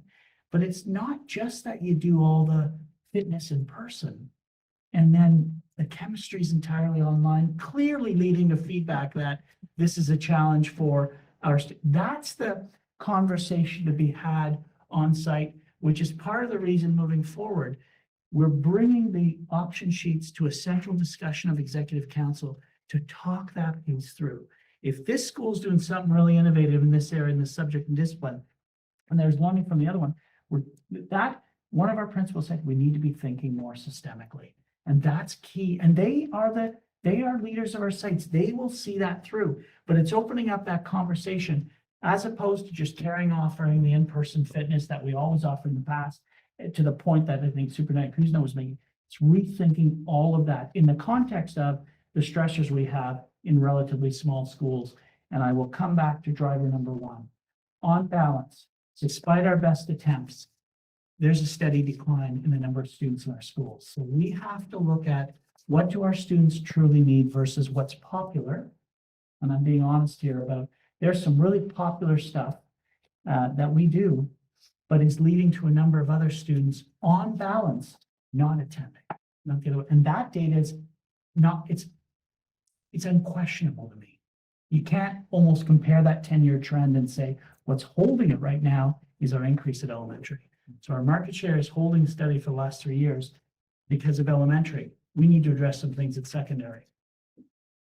If we gain a students in a particular area, but lose 6 dozen other students, we've got an issue on balance.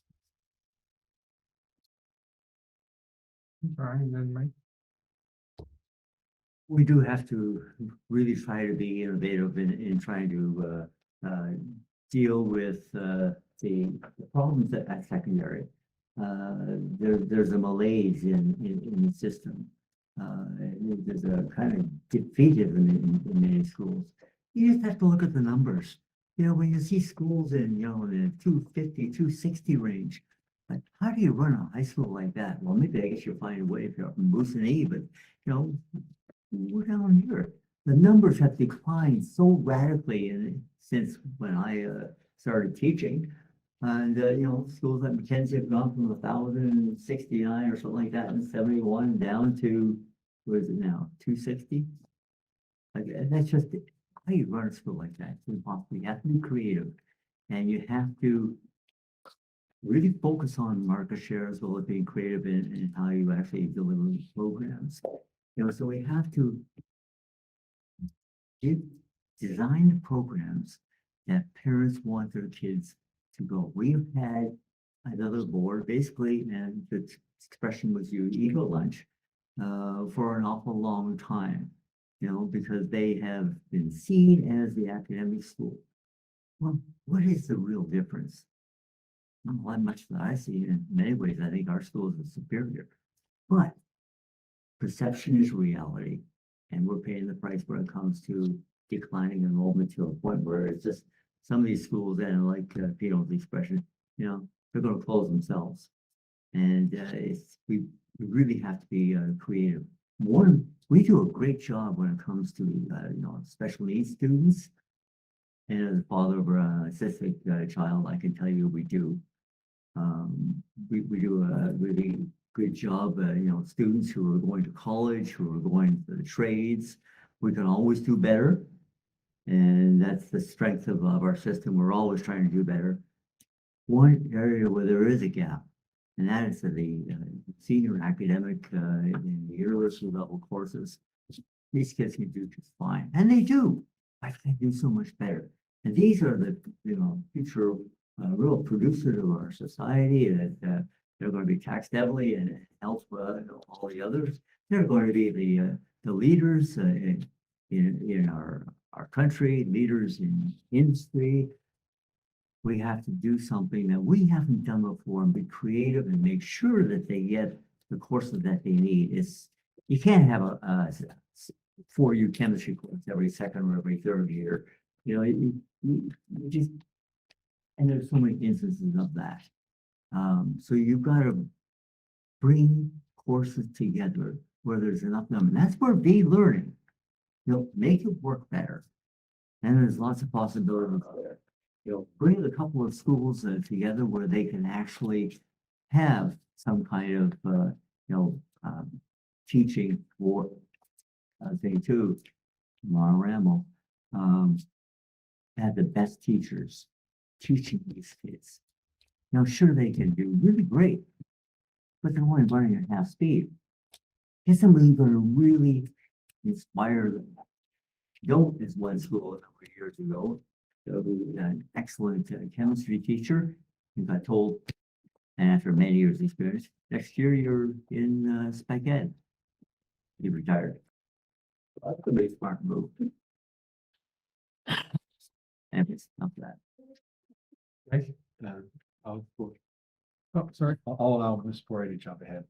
Are you cheering, Mike? Oh, but I used to work with you, just being respectful. Thank you. I just want to clarify something in regards to V-learning. I was trying to look at my data really quickly and I can't, but I'm sure we offered at least 10 sections of V-learning in the last year. We talk a lot about what it is that we think we'd like, what parents would like. We have clients, and in my opinion, in high school, the client, of course, is the parent, but they're the students. They come to our schools or they choose not to. They disengage or they're engaged. And they look at what we provide them, both social, emotional, and the curriculum and the extracurricular. There is a saturation point, in my opinion, on how many e-learning, how many V-learning we can have. Because the goal is to have students in a classroom engaged by a teacher, like you're saying, Brian, right? But if we have to rely too heavily on V-learning, we're going to lose that engagement from students as well. And I think that, I think the bigger question is like, how much of that can we have and how much can we handle? That's how I feel about it. And I just think that there comes a point where what's the balance of courses? I think Brian wants to respond. Yeah. It's not a question of more V-learning. Okay. It's a question of using it judiciously. And I think back, I go talk about my son again, when he was in grade 12, he wanted to take a calculus course, wasn't available. And so what did he do? I had to drive him, he didn't have his license then, down to Opeongo, where they were hooked up because they didn't have enough students in calculus with Madawaska Valley. And there's a special needs where you're meeting the needs of kids who want calculus.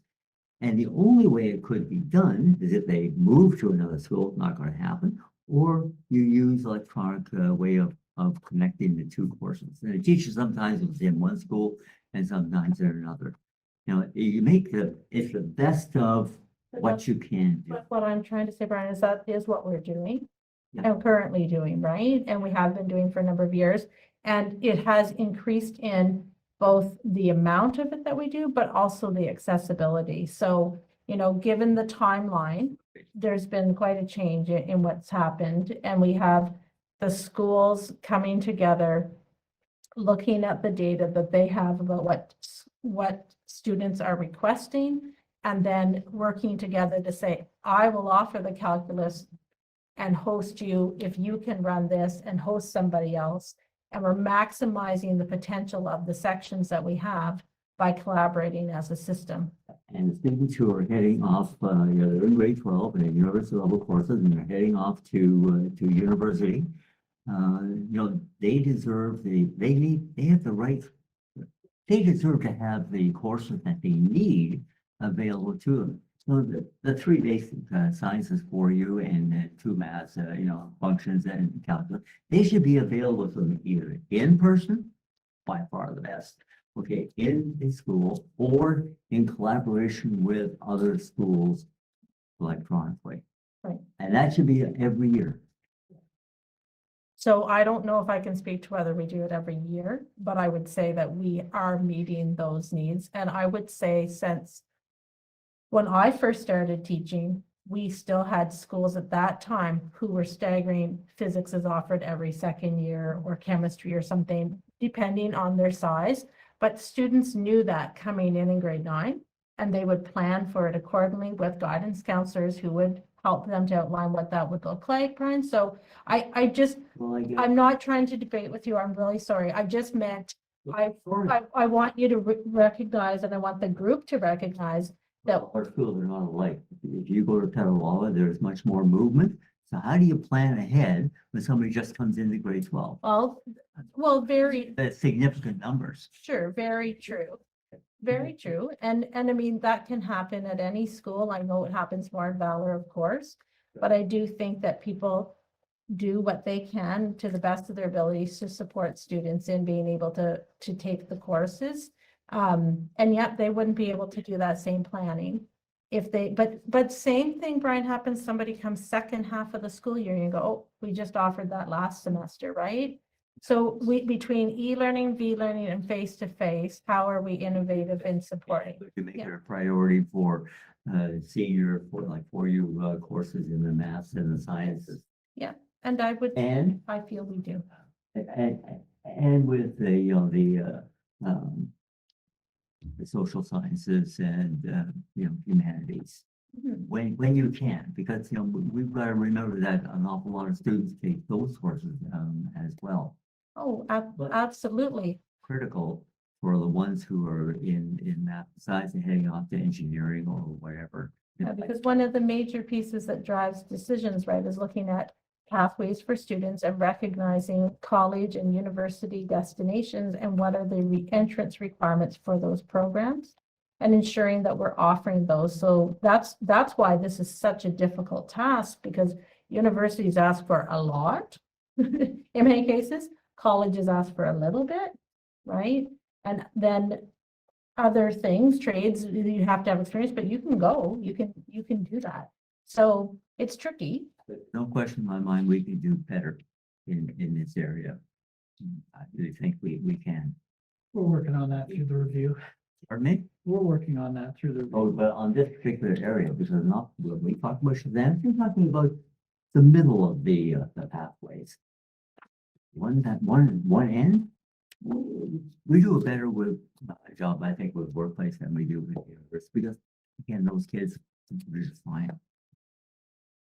Brian, one of the things that we noticed, and I was relieved to see when you look at the package and that bottom line that Kristen took us to around the percentage of students across pathway is more balanced than I think some of the concerns would have indicated. I think that's what Jacqueline's trying to get at. There's no question that there's work ahead for us, and I think we would all acknowledge that we've got some work to do to try and see the review through as effectively and efficiently as we can, no question.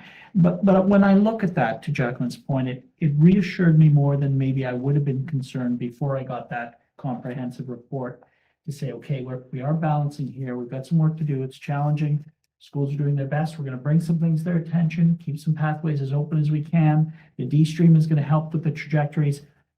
I think staff understands the spirit of what you're sharing. I think that's valid. We're going to keep an eye on that over time. I think a more coordinated option sheet process is going to help our entire system. I think to Jacqueline's point, the work amongst the principals to optimize that is going to help us along the way. But it will be an annual challenge for us. And I would say as a bottom comment, our market share discussion and balancing that. And I want to be clear, I'm not looking to put any other district out of business. I'm talking about coexistence here in a reasonable manner. I think that's going to help us too. And we're seeing positive signs at the elementary end on that. Well, Appreciate your when it comes to market share, I share your view, but maybe I'm a little more edgy about it. I want to go back to where we used to be. Okay, 70%, nice, round number. And it allows greater opportunities for our students. It would make a difference for us, no I'll question. take any increase because we have gone down and down and down. And look what's happened to our neighbors at school just down the road.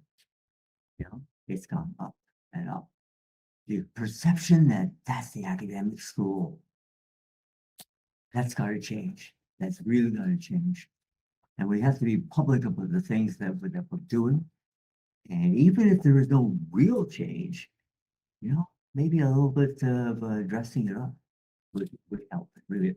And one of the things you have to do is you have to make sure that the best teachers teach those kinds of courses. Otherwise, it's just a total disaster. And I told you the example, it just blows my mind. You know, principals sometimes, I know that it's difficult when you're putting staff in courses, but there are certain teachers that the community goes, oh my gosh, that one. You're going to get that in any profession. Okay, she don't put them in high visibility, you know, 4U courses if they can't have. And I'm going to be introducing a new member of our senior team who's going to help us with the marketing for it when we get to the board meeting shortly. So she's arrived at the right time in marketing what we offer. So, So Mike just has one question. And I'll try and be brief. Close it up. I'll try and be brief. Just getting back to what Pina was saying, I do know that senior exec and principals are going to get together discussing the creativity of future timetabling at the high schools. I don't overstep my bounds, but I'm just saying, I think I've worked in high schools long enough where you get the pessimistic crew, you get that optimistic crew, you get your quiet leaders, you get all kinds of in the mix. And those have been around a long time, sort of know who they are in each school. But as a guidance counselor, if I was a principal coming to that meeting, I would be asking senior admin, maybe not in the first meeting, maybe the second one, to say, look, can I bring person X a lot with me? But I want to say to person X, there's a negative side to whatever, but can you come with trying to be creative, helping me think outside the box about how we're going to manage this? Because I really think that there's a lot of experience out there. And I'm just saying, if I was in your position, I would, maybe not the first meeting, have your principals and whoever you're going to have there, maybe the second meeting to say, and then they have a preamble with their counselors to say, look, you know, yes, I hear this, I hear that, however, I've asked you to come along because, and just see if that can go somewhere. Because I think they have, you know, maybe some creativity answers. They're boots on the ground. They're right there. Thank you. You know, that's a very good suggestion. Krista and I last Friday met with guidance counselors, and we will be meeting with them through this process on a number of variables, but that's something that we planned last Friday and did meet with them. So it'll be often and ongoing. Thank you.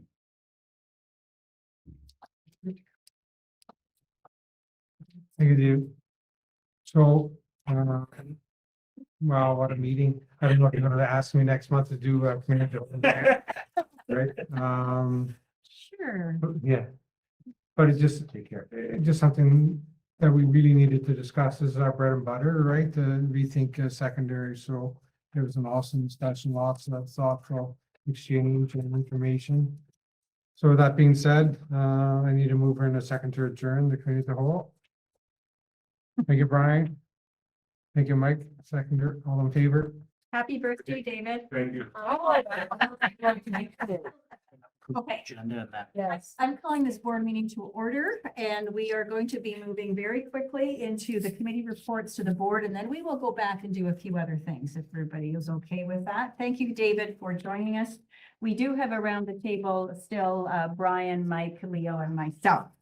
So I'm going to ask Leo just to do a quick report on the committee of the whole. And David, just for your information, that's the one that we really need your vote on. The other two are just receipt of reports, but this one is adopting the report, okay?